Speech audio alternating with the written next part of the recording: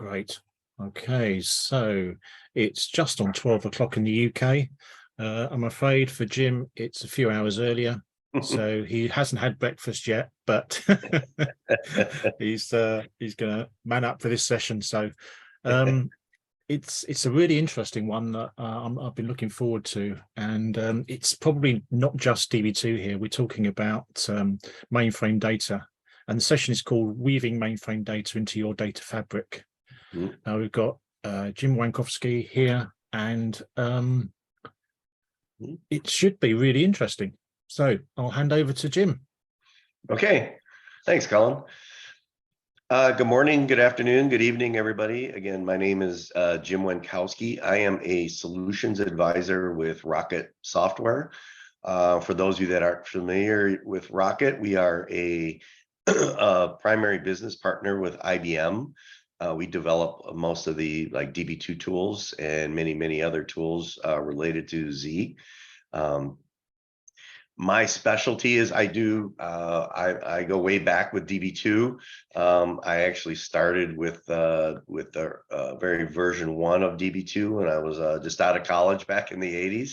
But lately what I've been focusing on is mainframe modernization, so things like data virtualization I'll be talking about, as well as this new concept called Data Fabric.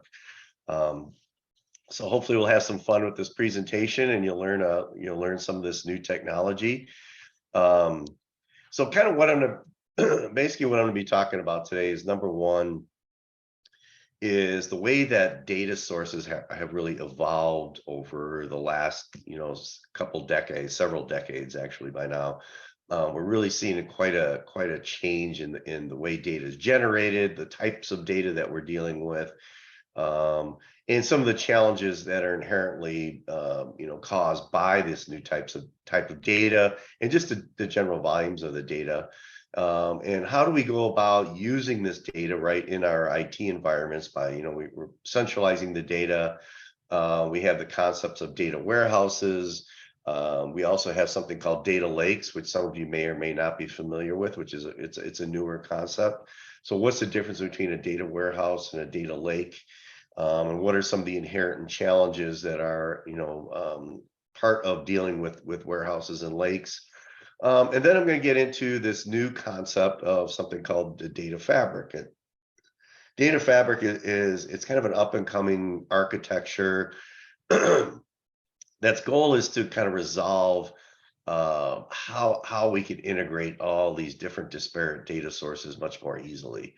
And I'm going to talk a little bit about some of the data fabric solutions out there. How, once I have my data integrated, how do I work with that data? How do I govern that data? Things like that. And that's going to be the data fabric solution. Then I'm going to go through some sample use cases of how you can access mainframe. And again, I'm going to be focusing primarily on Z data. However, obviously this encompasses data from every aspect of your enterprise. So we'll be touching on that. But my primary focus is probably what you're most interested in anyway, is all your Z data sources and how you can access those and how you can more easily integrate those with your other data sources to get maximum business value. So this first screen, I kind of like to have some fun with this, is the evolution of data. So how has the data that we work with in our enterprise environments changed over the decades? And so way back in the day, in the early days of data processing, maybe 60s, 70s, right? And again, from a mainframe perspective, we dealt primarily with things like sequential files and vSAM data sets, right? So our data was just pretty much stored in these very basic data stores. And then in the later 60s, something came along called IMS, which is your information management system. And IMS is really was really kind of the first database that was available, right, at a enterprise, professional level. And again, this was introduced in the late 60s. And a little trivia on that, the way IMS kind of came about was kind of an interesting history, is that when it was actually built in conjunction with IBM, Caterpillar, and Rockwell International, and it was meant to help with the Apollo space program. They needed a very powerful data store for storing all the bill of materials information related to the Apollo spacecraft, and that's really kind of where and that's really, you know, the history of where IMS came about. And what's interesting with that is when I started my career, it was in the early 80s.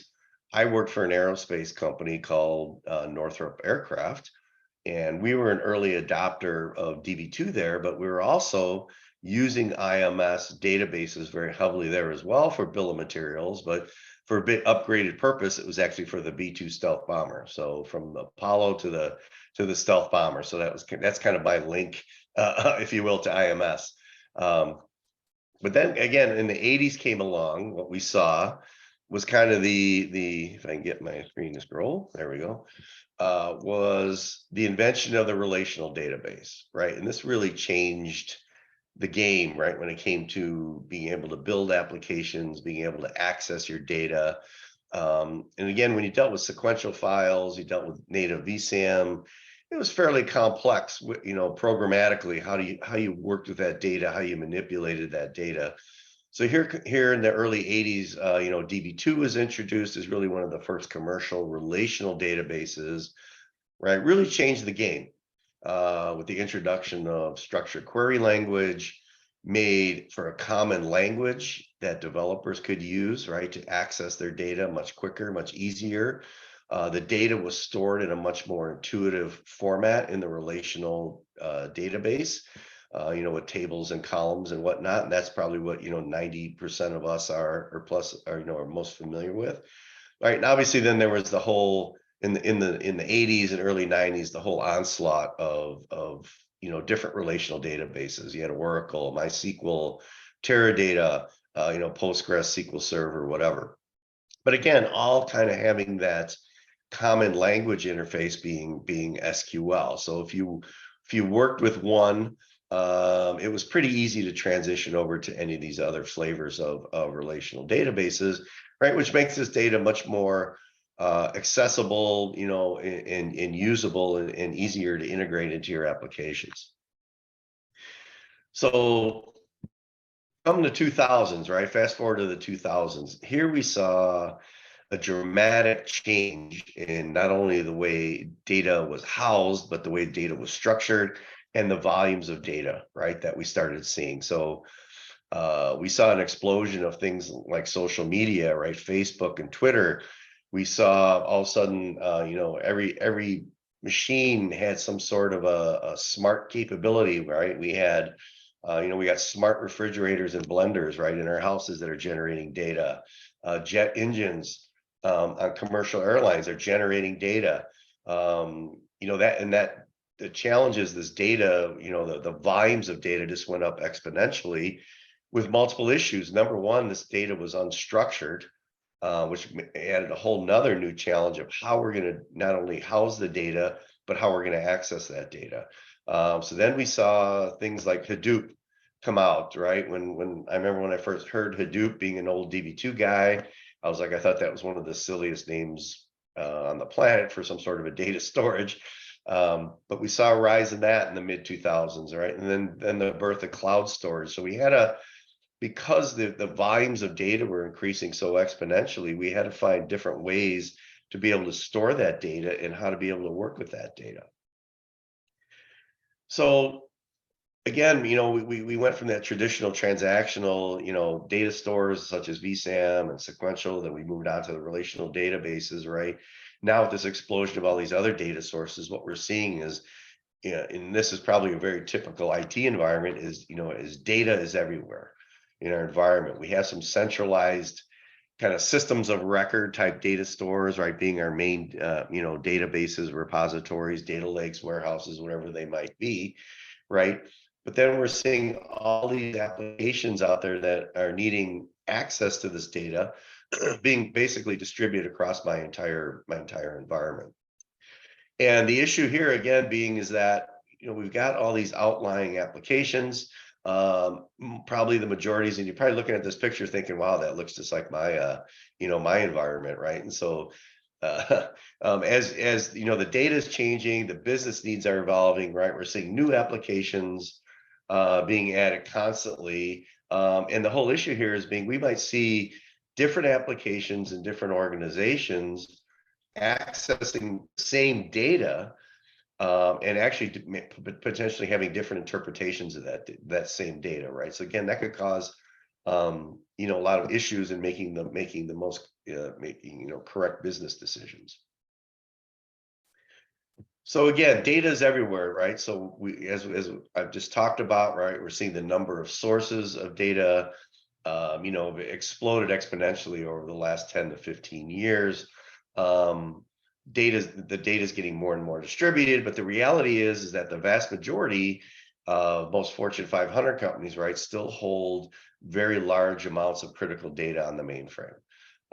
It's still there. It's always going to be there. So really, and again, the issue is if we've got a lot of these legacy data sources, we're not just talking about DB2. A lot of times when you talk about Z, people immediately veer off into DB2. But we've got a lot of these unstructured type data sources, right? That things like VSAM, flat files, IMS, IDMS. And the third challenge here is every one of these different data sources typically requires this very specialized skill set, right? So as an IT organization, I have to maintain multiple skill sets, right, in order to be able to manage this data. And as part of this whole, what we're seeing now too is you probably are very familiar with mainframe, the whole mainframe modernization movement. Is now the challenge is taking all this new data, our legacy Z data, right, and be able to leverage all this data in a common integration into more of the modern type API-based applications. So, everyone's coming up with cloud-based applications or web-based applications. We got, if I'm a bank, I've got my banking application on my iPhone. If I'm a travel agent, right, I've got all my ticketing, everything on the iPhone, which is ultimately going to be a combination of most likely of Z data as well as some of these other distributed data sources. So we've really got a challenge in that we got to be able to bring all this data together to maximize the value, the business value that we're going to get by using all these different data sources. So the original solution to this, back in like probably the 80s and the 90s, right, was the concept of the data warehouse, right? So a data warehouse, again, is typically it's a relational data store of some sort. It might be DB2, it might be Oracle, it might be Teradata, right? And the effort being with the data warehouse is to take all these different data sources, run them through some sort of a transformation process to put them into a common format, right? And then store them into the data warehouse, where then our end user applications could then access that data, again, from a common location. Well, there's some inherent challenges in this, and when it came to dealing with a data warehouse, again, it's a relational data store, and like I had mentioned, we've got all these other new data sources which were unstructured, which made it a much more challenge. How do we get that data to merge in and be in a common format within an enterprise data warehouse? And remember, a data warehouse it's a common schema with a common format. So it makes things very challenging. So what came of that is in the mid 2000s is the concept of the data lake. And what exactly is a data lake? And a data lake is really nothing more. Think of it as just a large bucket where you put your data. There is no structuring of your data. And so it was an easy way. It was very low cost to maintain and to expand. That was the other issue with a data warehouse, is they're very costly to expand, very difficult to expand. So data lake seemed like the logical solution, and that I could just dump all my data. I don't care if it's relational data. I don't care if it's RFID data, or from my machines in my shop, or if it's smart data that's being streamed from my car for my insurance company, whatever it might be. We put that data into this very large data repository or data lake, and then the data would be actually formatted on the back end while it was being accessed. So again, there are some several shortcomings, right, to either one of these, these types of solutions. So number one, like I kind of mentioned, is not only that scalability of it, but you have the issues of costs and latency, right? Your data is only as good, right, as up to date as it might be, right? If I'm doing my ETL process every 24 hours, that means that I can't do real-time analytics on my data because that data is 24 hours old. And so this is my picture here this is my attempt at a lake. This is my data lake where I have all my different data sources in there. So again, very costly to maintain these potentially, particularly when it comes to a data warehouse. The issues of latency, which again then inherently result in data inconsistency. So I might have applications that run in batch. I might have other online applications that are, again, accessing the same data, but could potentially be bringing back different results. So the other issue is business agility. When you build data warehouses, typically you're building them for a very specialized purpose, for a very specialized series of analytics. We've got new applications coming on board every day, right? As we're growing again, we're expanding, into this API economy where we're getting more of these diverse type of applications who potentially need access to the same data, but maybe potentially use it in a little bit different way. And traditionally, the way that this was handled was the data, we'd have to create multiple warehouses or, multiple copies of the same data potentially, right, to provide what these different new business applications really needed. And lastly, and probably most importantly, are the inherent security risks when it comes to moving data into the cloud or moving them into a common repository. And in Europe, particularly, most of you should be familiar with the GDPR restrictions, which in many cases don't allow you to move your data. Even on site, if you have a cloud in your local country, you potentially can't move that data into the cloud. So again, a lot of shortcomings and a lot of issues that you have to deal with when you're trying to get all this data consolidated into a common location in a usable format. So it's quickly becoming no longer a viable option. It's just becoming too difficult and too challenging in order to try to maintain and integrate all these different data sources. So what we're at here is this is kind of just showing the evolutionary cycle of kind of the different points that I just talked about.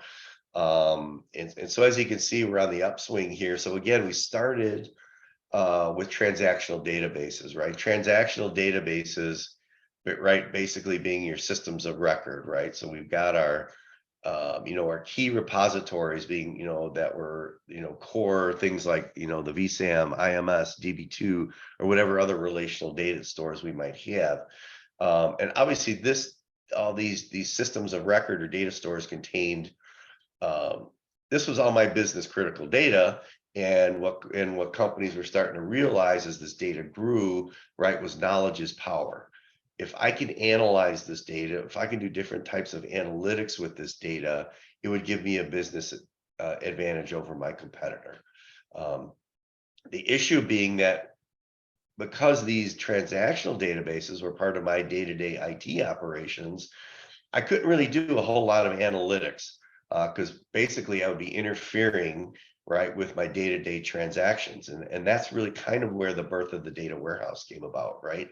We moved into the data warehouse where we moved our data, right, into these core repositories that were structured basically, to specifically to answer specific analytic questions, right? So a data warehouse was optimized to deal with a specific business need. So it might be my year-end or my month-end reporting, business, sales forecasting, things like that. So there was really they're really not designed to do any type of experimental analytics. And the other thing that we've seen over the course of, the last probably 10 years is the explosion of data scientists, We've got BI, smart analytic type of tools, right? And that's really kind of where the data kind of what drove the design of the data lake, right? So with the data lake, it made it a little bit easier for me to provide self-service analytics, if you will, where I could just put all my different data sources just basically in a raw format into a data lake,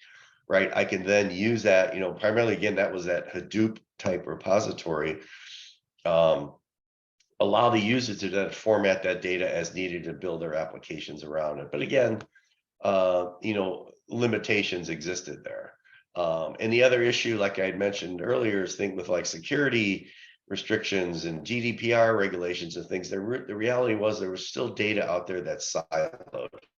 You're always going to have siloed data, be it for security reasons or business reasons. There's always going to be some sort of data source out there that's not going to be able to be integrated into a data warehouse or a data lake, and that's just the reality. And that's really kind of what drove this concept of data fabric. Data fabric's ultimate goal is to leverage all these existing technologies and where your data is and provide value, provide the integration capability without necessarily having to move that data right into a different location. So that its ultimate goal, right, is to simplify, right, and be able to address the complexities of all these different data stores, different data types, data sources, right? So the most important concept here is that it's not a replacement for existing architectures, but it's a way to leverage our architectures and really, and like the term fabric, right, kind of implies, we're weaving together all these different data sources and leave them where they reside and not have to move data into different locations, into different data lakes, data warehouses, whatever you might have. So it's basically going to allow you to unify all these different data sources, right, and provide not only that, but provide a layer of governance, a layer of AI, right, that intelligence, and again, the ability to add that order of consistency, right, over this data, so you're getting consistent results by different applications accessing the same data. So again, think of it as an abstraction layer, right, which is going to provide a data fabric is essentially it's a common interface, right, for consuming your data. So whether your data is on premise, whether it's a hybrid multi-cloud, right, it's gonna provide a much easier way to provide self-service data consumption. That's our ultimate goal here, is to be able to provide a place where all our corporate enterprise, strategic business data is accessible by multitude, by all the different applications that are going to need this different type of data, right? And uniformity, right? That's the other key. We're going to have a uniformity of metadata, right? So it's consistent no matter what application being developed. We're going to have consistent metadata and data sources, right, for those different applications. And now we're seeing, kind of the explosion of AI and machine learning. We want to be able to leverage that on top of all these existing data stores. And the bottom line here is to keep your data, right, in place, keep it where it is, so we don't have to be moving your data, right, into a common repository. So this was a survey that IBM did a few years ago, and it's saying that really 96% of IT organizations, I believe this was like 750 or so executives were interviewed, that they are looking to leverage the data fabric architecture, but they're also finding that 67% of these same executives are finding that it's an issue with moving data to the cloud, right? Because it could potentially delay the availability of that data. So again, how do we address that? And the key to addressing this, right, is to keep our data really in place. And so this is kind of an overall diagram of what the data fabric approach looks like. So again, we've got all these different data sources, right? We've got data warehouses, we've got data in the cloud, we've got data on premises, we've got distributed data, we've got Z data, we've got software as a service, right? And so what we really need is, it's become really impossible to mesh, or to combine all this data into a common location. So we really need a way to be able to integrate this data in by emphasizing that the data stays in place, right? And not really relocating it, but just integrating these different data sources and leveraging our existing technology.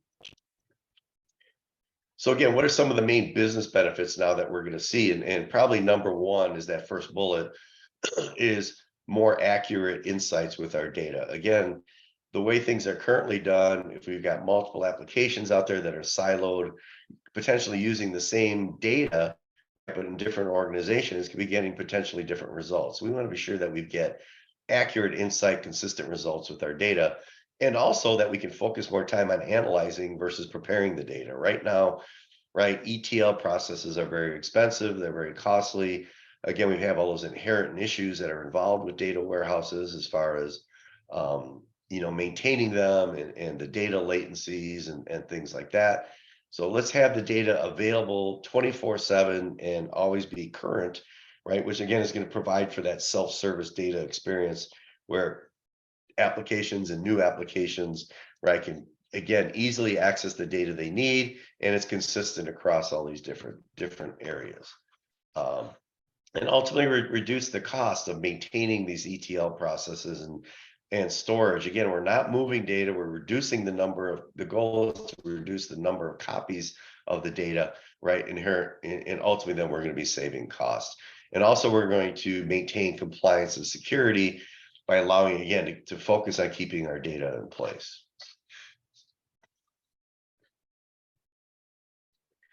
So again, my focus on this presentation is going to be mainly on Z. So how is it that we can integrate our Z data right into our data fabric solution and make it accessible right by all these other modern type of applications? So first we have to deal with non-relational data, right, which is probably the most challenging. Things like your IMS data, VSAM data, even data. There's even a lot of customers out there who still have their data stored in sequential files, right? So ultimately we need to have read-write access to this data. And today that requires very specialized skills. It's a very complex task, because typically what we're doing today is we're doing some sort of, again, of an ETL where we're getting it into a data warehouse so it can be accessed with any of the new modern apps. So we want to eliminate that, right? We want to be able to access this non-relational data, right, with modern APIs, right? Things like RESTful APIs, obviously SQL, and things like SOAP. We also want to be able to govern this data, right? So we want to be able to build our business rules over the data. And this is where the data virtualization manager component, which I'll be talking about more in the next few slides, is going to allow you to integrate these data sources very easily with a common interface being that of SQL, and treat these non-relational data stores or data sources just as if they were relational. We also have obviously DB2 for Z out there, and we want to integrate that data into the fabric.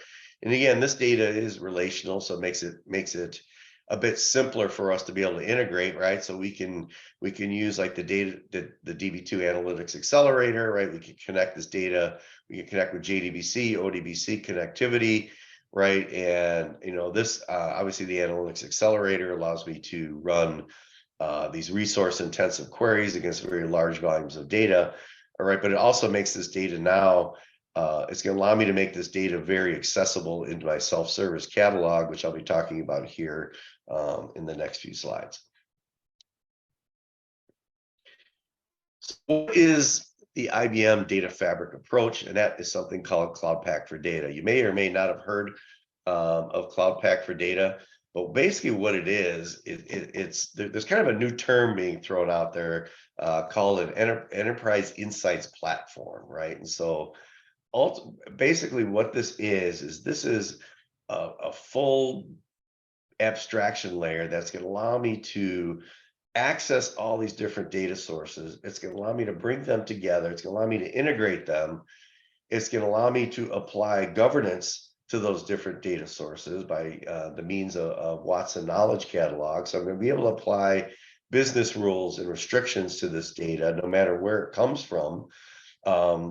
It's going to allow me to very easily discover these different data sources, and ultimately allow me to then to build applications that are going to be able to gain insight across all these different data sources. And Cloud Pak for Data, it's architected on Red Hat OpenShift, which means it's very flexible on where it can live.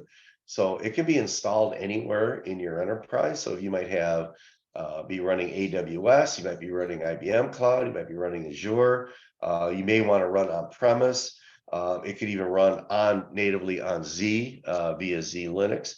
So it's really going to provide that integration tool set, right, to really allow you to be able to adopt this data fabric concept by leaving all your data in place, not having to integrate data, but using this abstraction layer to be able to bring the data together and gain insight from all these different data sources. Oops.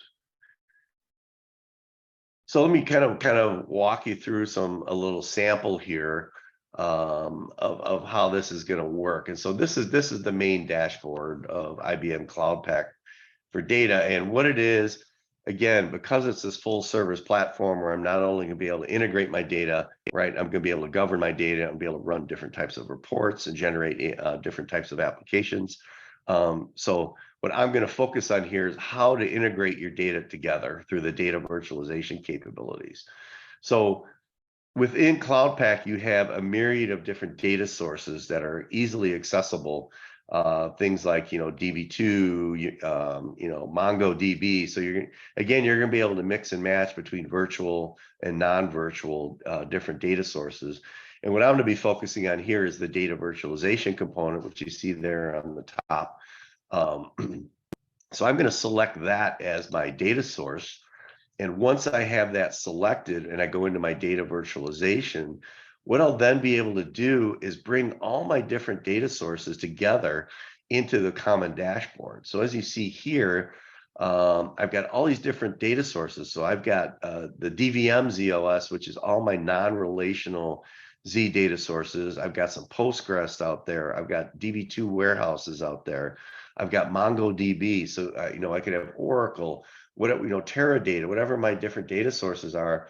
I'm going to bring them in here into a common location. And then what I'll be able to do is next step I'm going to do is I'm going to virtualize these data sources. What that means is I'm going to be able to create essentially what looks like a relational table against all these different data sources. And then once I have those tables virtualized, those objects virtualized, I can then query those data sources. I can join those data sources, again, no matter where they're located. So if I want to join, an example, I want to join a VSAM file with a DB2 warehouse, or even with a MongoDB data store, which is one of the examples I'm going to show you. I can do that now with standard common SQL. I don't have to have specialized skills. I don't have to move data or manage the data. The data staying in its native location, being managed, all my security and everything's all being controlled at that native location. So as you can see, that we have this has quite a wide range of supported data sources. So some of the most common ones here. And again, what you're noticing here, these are all the different types of distributed data sources. But now what we want to do also is my focus is getting the Z data sources in here. And that's where the data virtualization manager component comes into play. And this is going to provide that connectivity to all your non-relational Z data sources. So VSAM, IMS, IDMS, database, even system log records, SMF records, tape, sequential files, right, can all be virtualized and have standard SQL queries run against them. And again, joined to any of these other disparate data sources. So you see here, I've got it integrated into my data fabric graph here, if you will, of all my different, I've got DB2 and Formix, I've got some Mongo out there, right? I've got all my different data sources. So again, what the data virtualization manager component is going to provide, right, is that ability. It actually runs on Z, right? And it's going to provide this common integration point for all these different mainframe data sources through modern APIs. And again, this is the key to data fabric and particularly mainframe modernization and getting that data into the data fabric, right? Is to be able to leverage all these typically difficult to integrate data sources through things like JDBC, ODBC, RESTful APIs, even NoSQL databases, right? Can all integrate this data very easily, all through a common language interface. So let's walk through a few examples here of how we can access this data, our mainframe data, and integrate it, right, with some of the other data sources. So here I've got my business use case. I've got my company called Rocket Stock. And right now, what I have is I have all my stock transaction history data out there on Z. It's stored in a VSAM file. I've got all my customer related data located in MongoDB. And what I normally do is traditionally what we would do is we run weekly stock trading reports for our brokers. And we're trying to modernize this and provide a web app or a mobile app, if you will, where my customers can then now access their stock portfolios. They can look at their trading history. They can buy, sell, everything all in real time, right? 24/7. Obviously, if I'm doing a weekly ETL or type of reporting process, right, that's really not possible because of the data latency. Right now, I'm merging all this data together into a Hadoop data lake, on a nightly basis. There's no way for a customer to be able to do a 24/7 transaction and get any sort of accurate results. So with the Cloud Pak solution, what we do is the first step is I get my stock history table, which is again is VSAM based, and I'm going to virtualize that stock history table. And this again is done through the data virtualization manager natively on Z. Now, once I have that my Z data virtualized, now in Cloud Pak, I can say I want to use data virtualization manager as a data source. And now what I'll be able to do is connect to that. So I'm basically putting in all my connection information for my host. This is basically my mainframe environment that I'm connecting to. And now, as you see, as I've showed you in one of my previous screens, I've got the data virtualization manager in here as a data source, along with all my other data sources. Again, I've got some Mongo, some Postgres, some DB2, so kind of really mix and match the different data sources.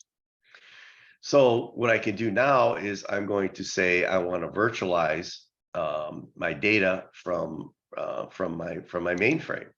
So what I'm going to say is I'm going to click on my virtualize here, and I'm going to specify my data virtualization manager as my connection. And what I'm going to be able to do now is I'm going to be able to view all those virtualized VSAM files that I have out there on the mainframe. Here's my stock transactions file that's been virtualized, and I'm going to now virtualize it in Cloud Pak.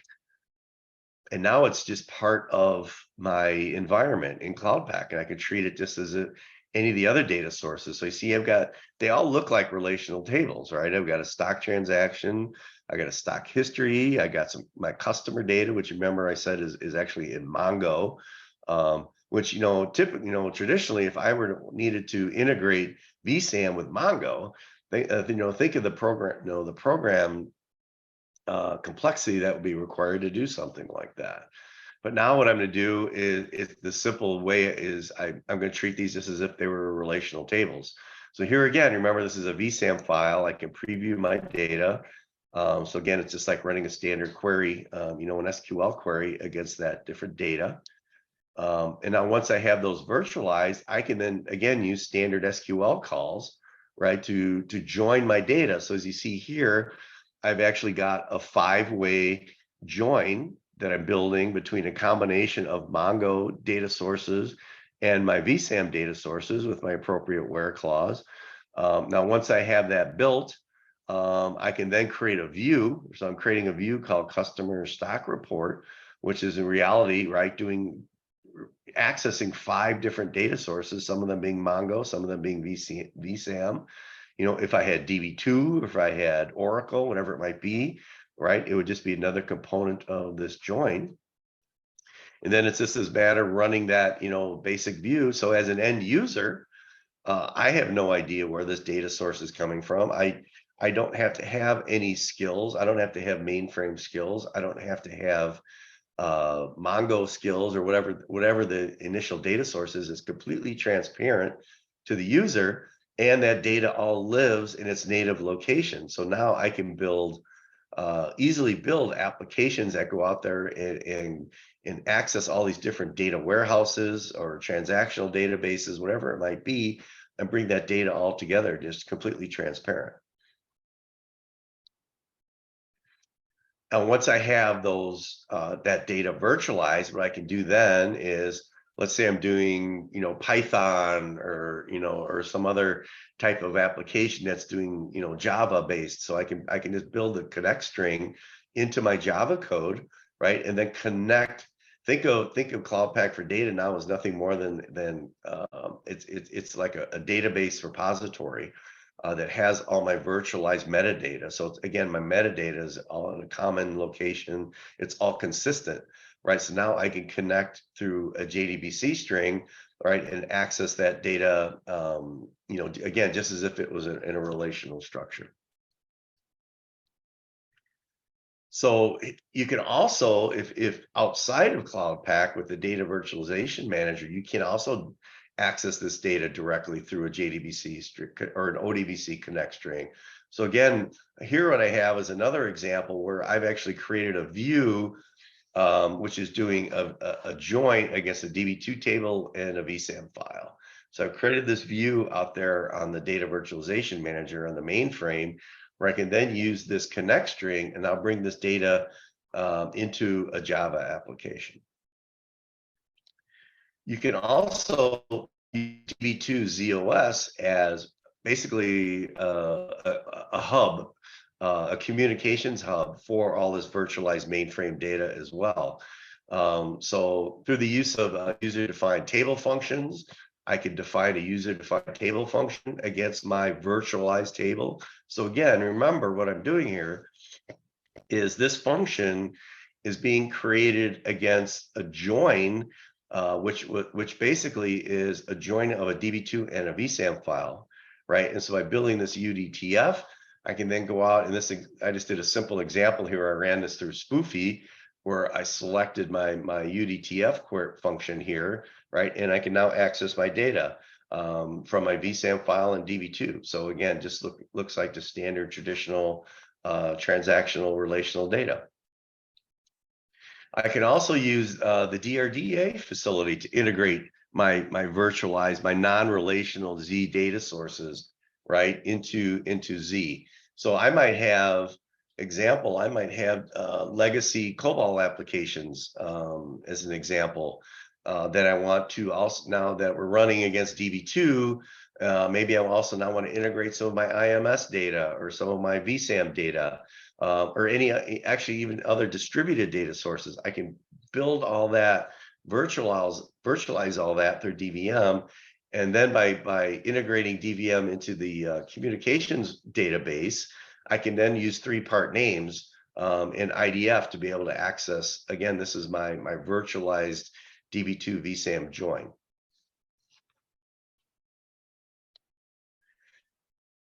So hopefully that, in summary, that gave you an idea of what Data Fabric is all about. Think of it as, I like to think of it kind of as a hybrid of on-prem and doing data virtualization. Right? Remember, because you're basically democratizing your data where you're not having to move data. You're leaving your data where it is, but you're basically meshing it together, right? And providing a common integration that can be governed, right? It can be accessed, again, with all this commonality of making sure you get consistent results with your data across different applications. And again, by not having to move data, you're saving your costs, all right, of having to integrate your data.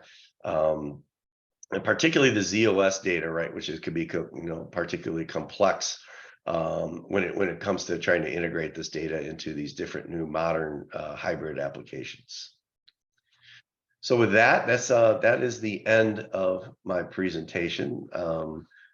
I see I do have a few questions up here in the chat. Let's take a look. Let's see if I have. Yeah, there's an interesting one there from Chiara Alden, who's asking to correlate data from ZOS with data on MongoDB. You were using CP4D or CP4D plus DVM. So I guess it's a question asking, do we need DVM as well as CP4D?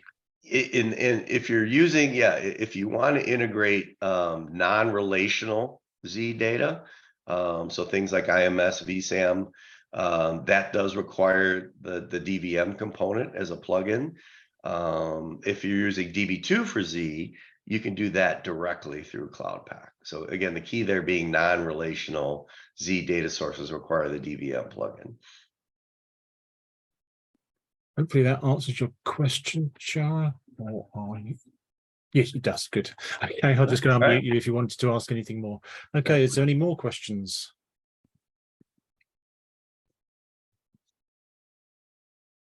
It's all gone quiet just before lunch, I'm afraid. It's lunchtime. Oh, there is one more question just popped in from Diran. The virtual table, is that a new, is that a, right, I'll read it carefully. The virtual table, is that a view or is there a physical data store involved for the virtual table? You know, where you showed that being created on the joins of the tables. Yeah. Again, it is a view. We are not making copies. When we virtualize, we do not make copies of the data, right? The data is being saved or being stored in its local original location. There is no data movement. So we are just strictly creating an abstraction layer over the top of that data. So your data is always going to be consistent, right? It's always going to be accurate. I think that's the key thing, isn't it? When you start porting data around and replicating it and copying it and translating it, and it gets to the other end, you're left wondering, is it the same as what it came from? Right. Yeah, dealing with, you're right, that latency, is this data 1 hour old or is it 24 hours old, right? Or is it even been transformed so it's not quite what it was in the first place? Yes, correct, right. Okay, I think that's all the questions we've got, Jim. So thanks very much indeed for a really thought-provoking session there. It's really interesting. Okay, thank you very much for your time. Enjoy your lunch. Thanks, Jim, and thanks for getting up early. Okay, take care. Right, so that kind of finishes it for this morning's sessions. We've got a lunch and learn for anybody that wants to grab a sandwich and get into that. That starts in a few minutes. In the meantime, we're back here with DB2 at 2 o'clock for data sharing, configurations and common issues with Mark Rader and co. So grab a sandwich, grab lunch, come back, and we'll start again at 2. Thanks very much, everyone. And do those feedbacks because that's the way we improve things for everyone. Thanks, folks. See you in a bit.